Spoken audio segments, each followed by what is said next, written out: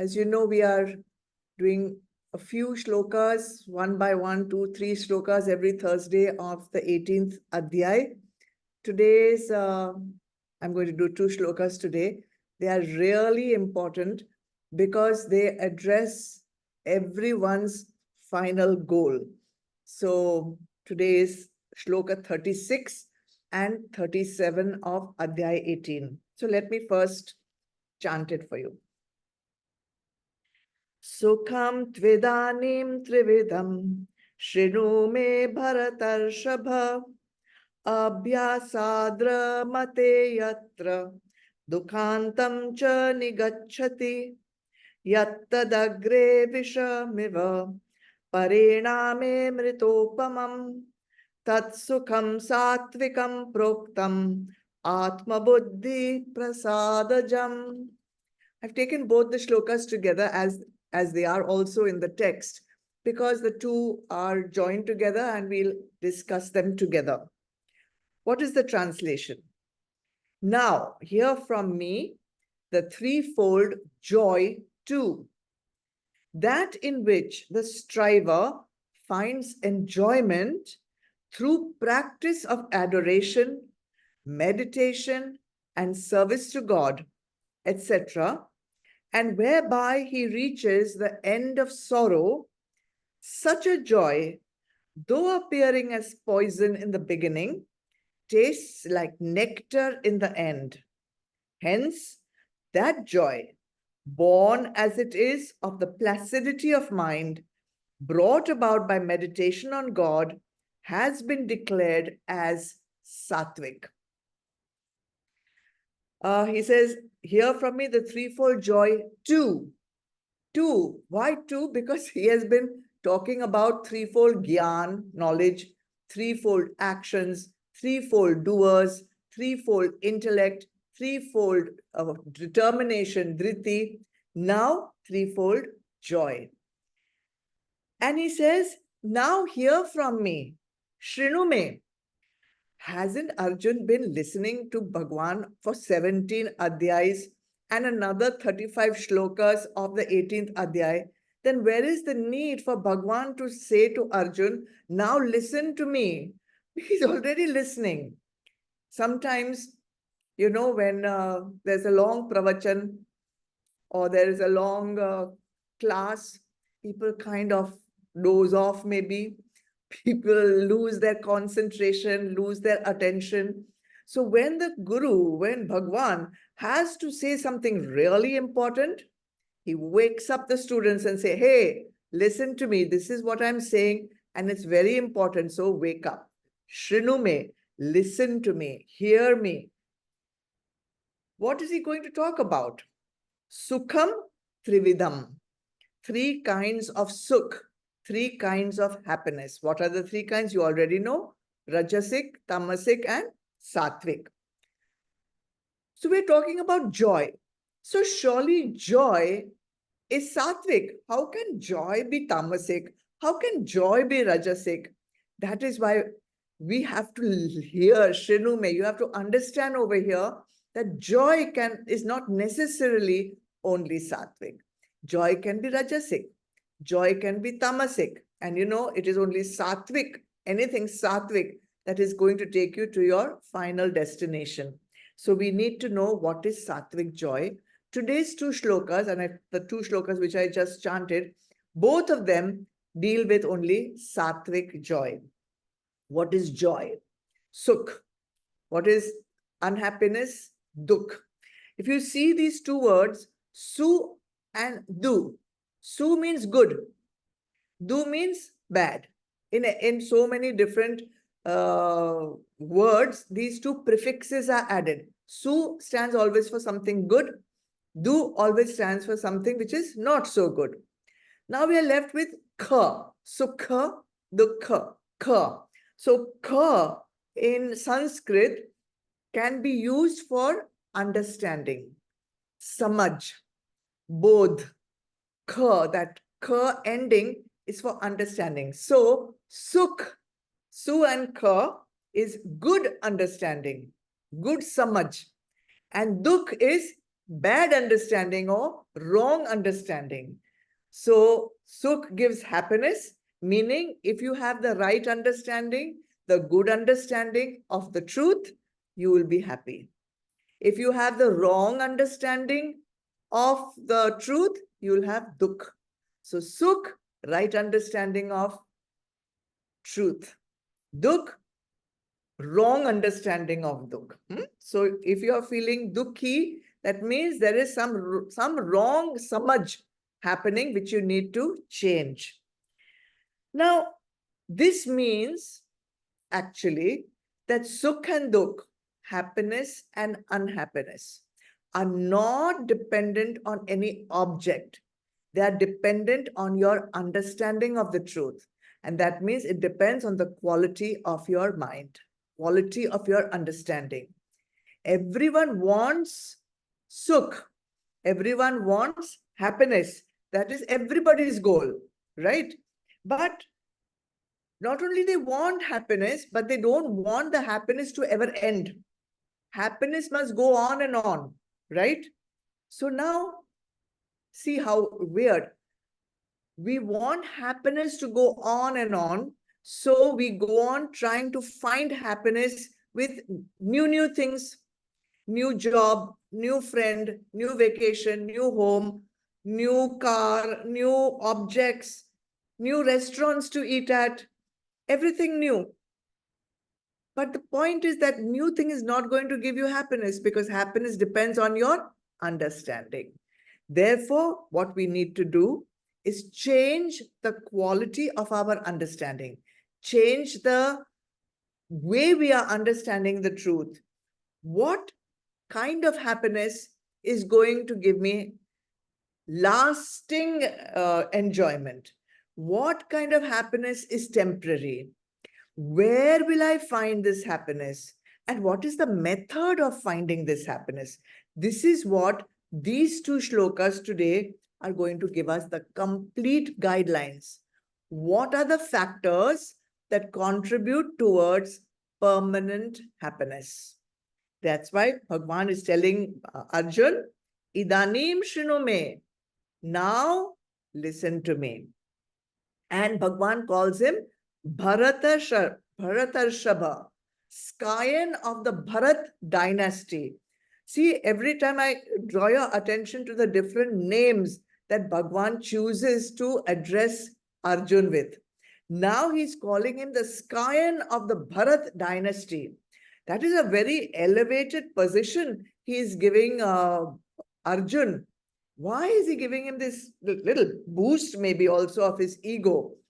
See, what Bhagwan is about to tell Arjun is the biggest secret of eternal happiness. Arjun's goal also, your goal also, my goal also. Everybody's goal, eternal happiness. And to get this secret knowledge, you need to be worthy of it. You need to be Uttar Adhikari to get this knowledge. So Bhagwan is telling Arjun, you are Uttar Adhikari for this knowledge. So I'm giving you something very precious. So listen, Shrinu me. Okay. So what are the factors that Bhagwan is giving in these two shlokas to Arjun and to you and to me that will contribute towards sattvic sukh, sattvic joy? Now you also listen. The first one is called abhyasat, constant practice, constant repetition. In other words, you have to make your practice a habit. It has to become a habit, not something you do in your spare time just because it is there to be done. Somebody has told you to do it. Okay. Now, everyone has heard of that idiom, Rome was not built in a day, right? That means anything of value cannot just happen overnight. It takes time. It takes a good habit to be established. So if you have a good habit, you're going to have happiness. If you have a bad habit, you're bound to meet with unhappiness, right? So habit it needs to be there, but the habit needs to be a good one. The problem is that good habits need a lot of practice.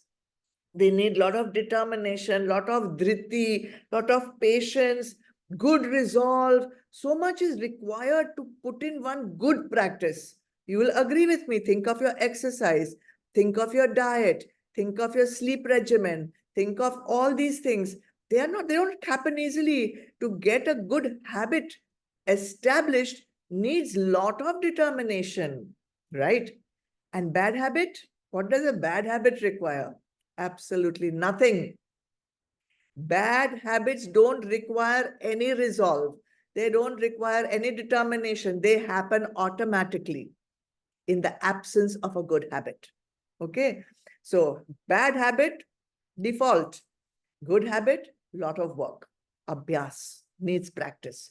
Thirdly, any happiness that you will get from any worldly object, any object in the world, will give you instant happiness. You'll eat a chocolate cake and you'll feel, wow, that was great, right? You drink something, you get immediate satisfaction. Any worldly object will give you instant happiness.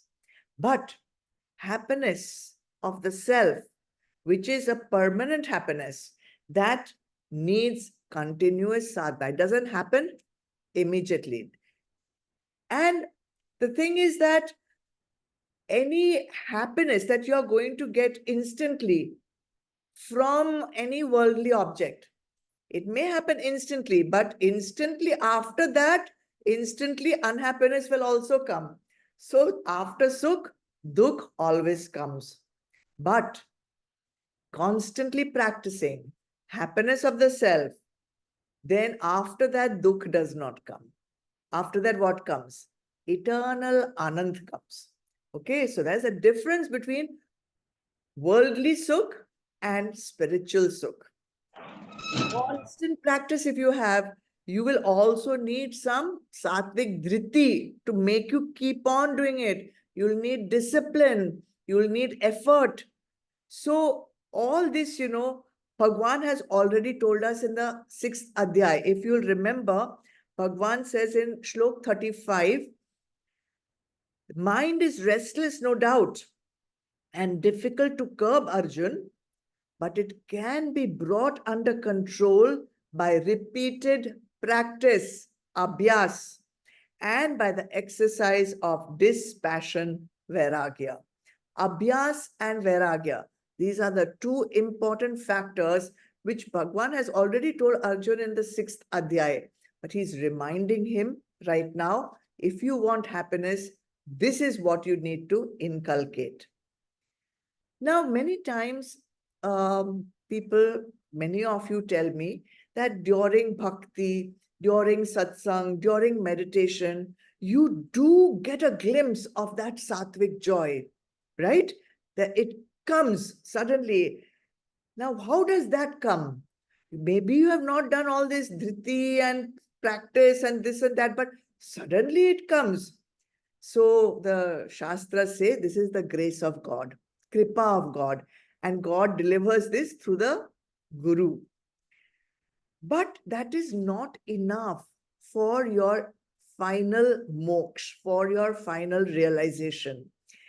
When you feel touched by the grace of God, which is delivered to you through the Guru, you have to own it.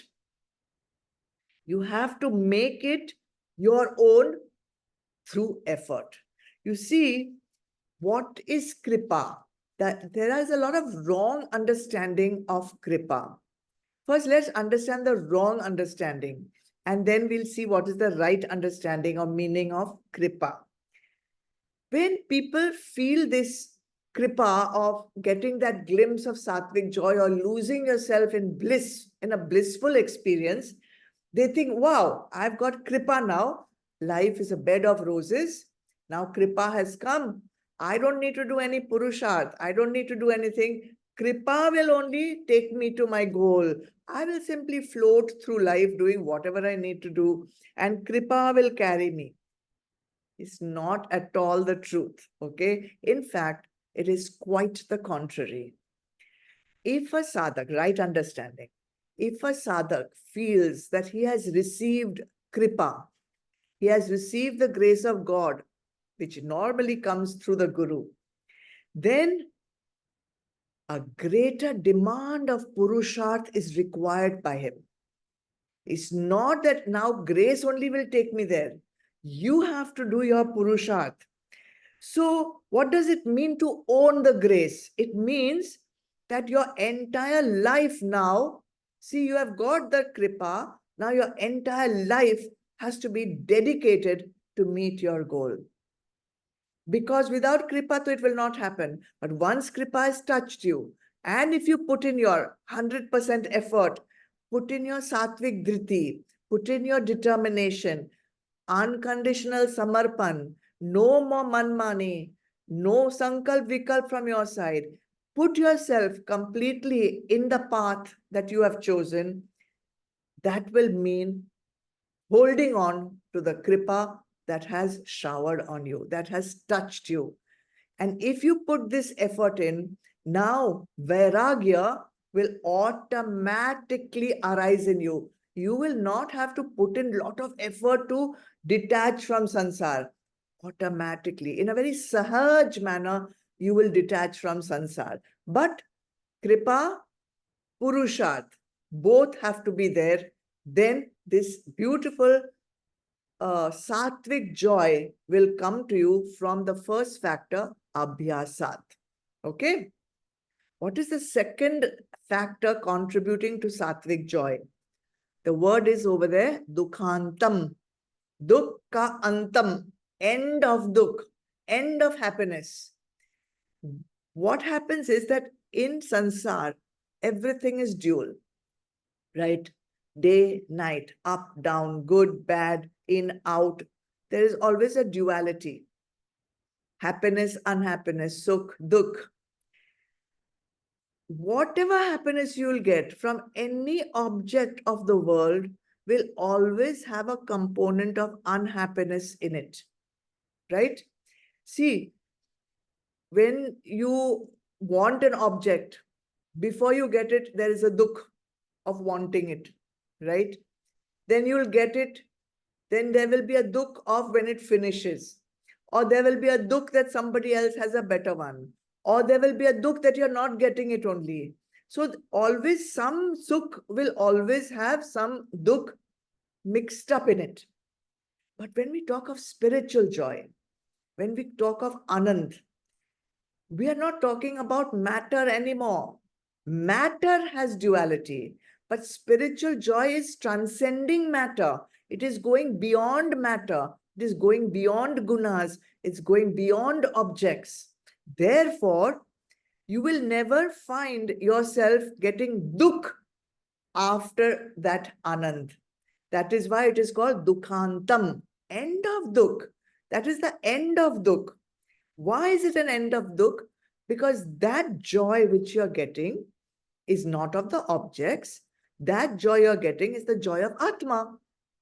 Atma is eternal. Therefore, the joy of Atma is also eternal. Therefore, sattvic joy will result in end of dukh, dukhantam. Okay? So, abhyasat, dukhantam, two factors. Then what happens? Third factor. This is a tricky one. Okay? Yatta dagre visha miva.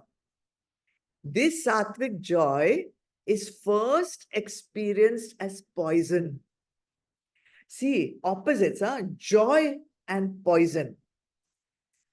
In the early stages of your journey, when you're just being introduced into sadhana, introduced into the knowledge, Vedantic knowledge, there will be a lot of struggle because there will be confusion, there will be chaos in the mind, so many new terms, so many new concepts you have never heard of, what Shreya and Priya and Vairagya and Vivek and Shat Sampatti, Mumukshratva, restrain the senses, triple filter test. Oh my God, what is all this? It's all this will seem like poison. Where have I got into? You'll be wondering, do I need to be so bothered in order to be happy. Secondly, also, now the Guru will tell you, do this japa, do puja, read something every day, do something, lot of sadhanas, light a diya, do this, do that, put arghya to Surya Bhagwan. Now, already my life is so busy. Now I have to find time to do this and time to do that. All this sadhana will look like poison to you. It may not look, it will feel like poison. So where am I going to find the time to do all this? Right? So that is why yata dagre vishamiva. All this sattvic joy in the beginning, before you actually feeling the sattvic joy, you will be feeling that all this is like poison.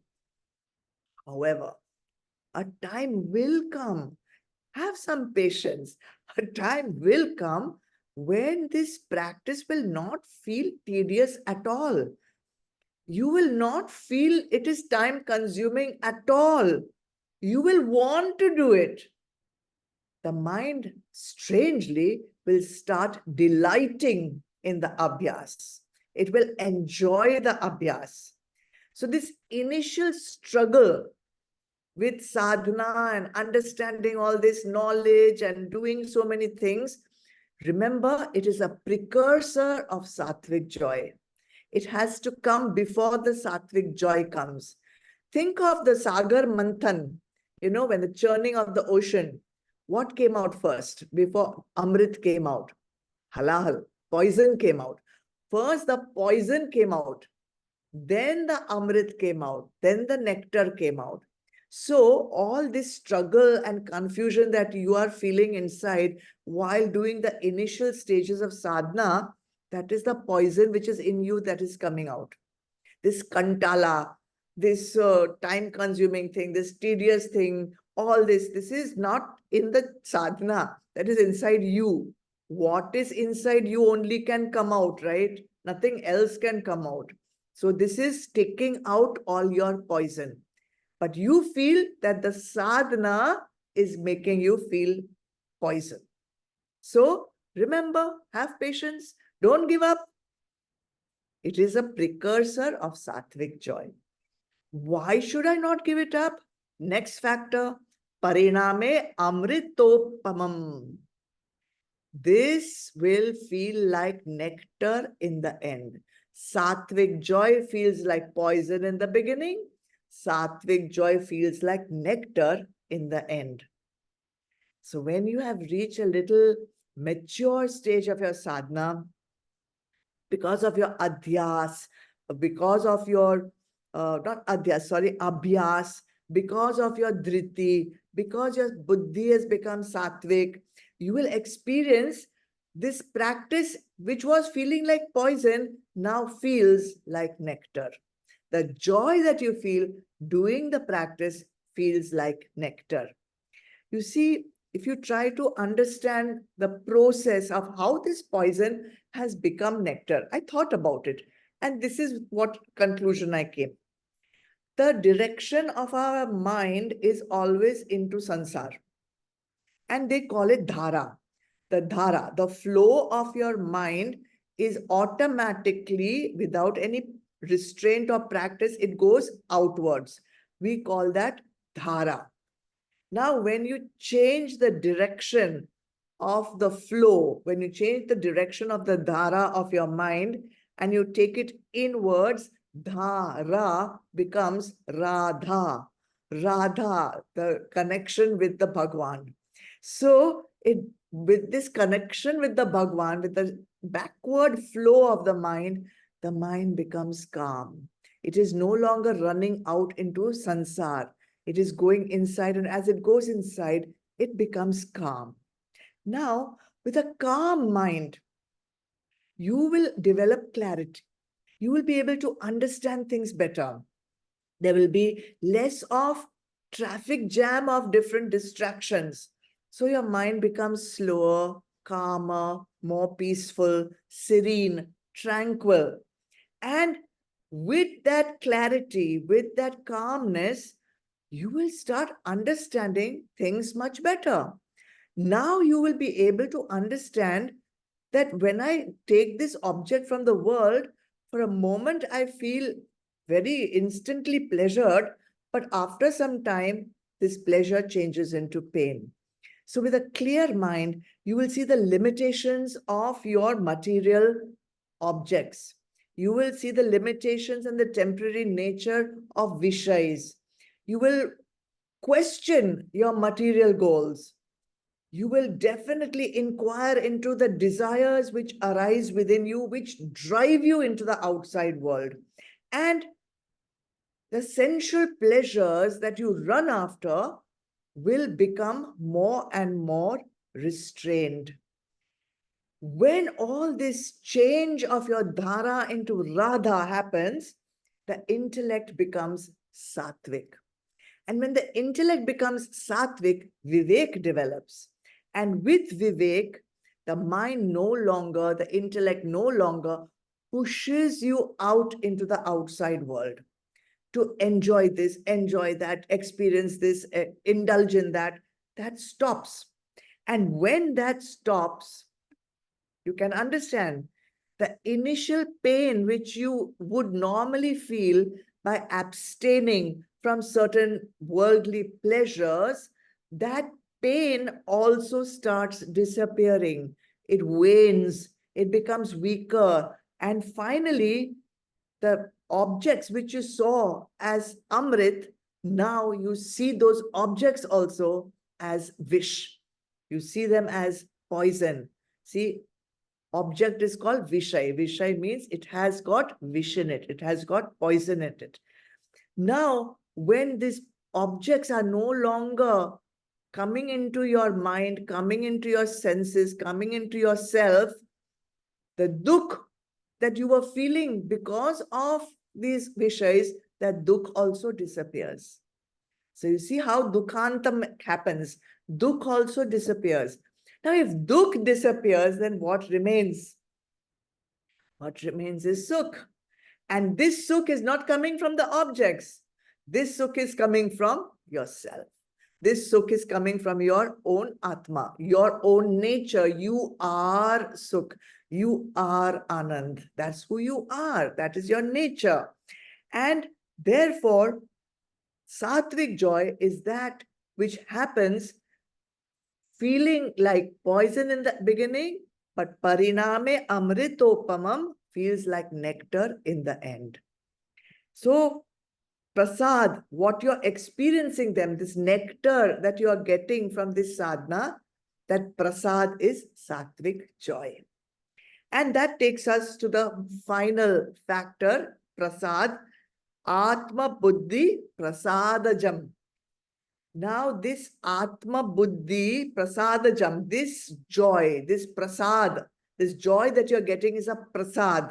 And it is arising from Atma Buddhi, understanding of the self. It is coming from the understanding of the self, not from any outside object. It is coming because your antakaran has become pure. You have done chitta shuddhikaran. The degree of clarity in your mind has become so pure, so elevated that like a crystal clear waters, crystal clear water of a lagoon, you can see corals, you can see shells at the bottom. In the same way, when the intellect and the man becomes crystal clear, you see the coral, you see the self within. It does not, this joy, the clarity, this understanding of the self, not dependent on anything else, only on the quality of your understanding. So this prasad that you are feeling, this sattvic joy, which is a prasad, what is it actually? Actually, I think it's the sense of fulfillment. It's a sense of abundance. It's a self of unconditional, what can I say, an unexplainable gladness of heart, or you can say it's an unexplainable love that pours out from within you. And it is not conditional to A, B, or C. It is universally felt, universally expressed. And the word used by Bhagwan in this shloka is ramate, ramate. You will find delight You will find delight in everything. You'll find delight in the joy of the self. Even you'll find delight in the outside world without getting any attachment to it. And this is the highest of all joys, sattvic joy, sattvic sukh. Now, what is it that prevents me from feeling this sattvic anand? Why is it that we are not getting it? We are 10 years, we are doing satsang, we are doing japa, we are doing this, we are doing that. What is preventing me from getting this sattvic joy? So there are a few obvious causes or reasons. Firstly, of course, the understanding is not yet firmly established. But why is the understanding not getting firmly established? Because we are getting content with our rajasic and tamasic sukhs. We are getting attached to our tamasic and rajasic sukhs. So if you're content there, then why would you want to leave it to experience the highest sattvic sukh? So, point. Am I attached to my rajasic sukh? Am I attached to my tamasic sukh? Am I feeling content? Smug is the word. Am I smugly content with my rajasic and tamasic sukhs? Two, it could be that your faith, your nishtha in the teachings is still not firm, or your faith in the guru is still not firm. Therefore, without that samarpan, as I already said, it cannot happen, this clarity and this absolutely taking on the grace of the Bhagwan. Also, there could be some fear. There could be some fear of vairagya. See, you want vairagya in order to go to moksha, but you are afraid of the vairagya. You're afraid, if I lose this pleasure of this sense object and I don't get the joy of whatever Ma is telling me, that there is a greater joy. But if I don't get that, then I'll lose this joy also and I'll not get that joy also. Oh, just stay over here only. I'm afraid of vairagya. Many people are afraid of vairagya. Okay. FOMO. If I leave this, what will I'll be missing out? I'll be missing out on all this stuff that is going on. Okay, then don't miss. It's okay. Keep there. And of course, if there's not enough of chitta shuddhikaran, this cannot happen. This is the ultimate stage. So first do chitta shuddhikaran with karma yoga, etc. Then slowly work towards this sattvic joy. Okay. Take home this 5 factors. I'm not even going into rajasic and tamasic today. I want you to stay with sattvic joy. Understand where you are, at which stage, how many of these 5 factors are you understanding, are you taking in, and what is preventing you. Check out from this checklist. What is preventing you? I'm telling you, nothing can prevent you from sattvic joy. If you really want it, if you want it hard enough, you see, anything that is so valuable that you really want, you have to work for it. It just doesn't happen by itself. Take that, keep with it for 1 week, and then come back next Thursday and see whether you identify with rajasic and tamasic joy. Okay?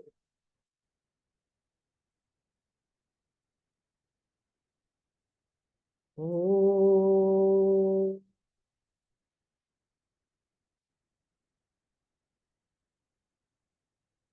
Oh.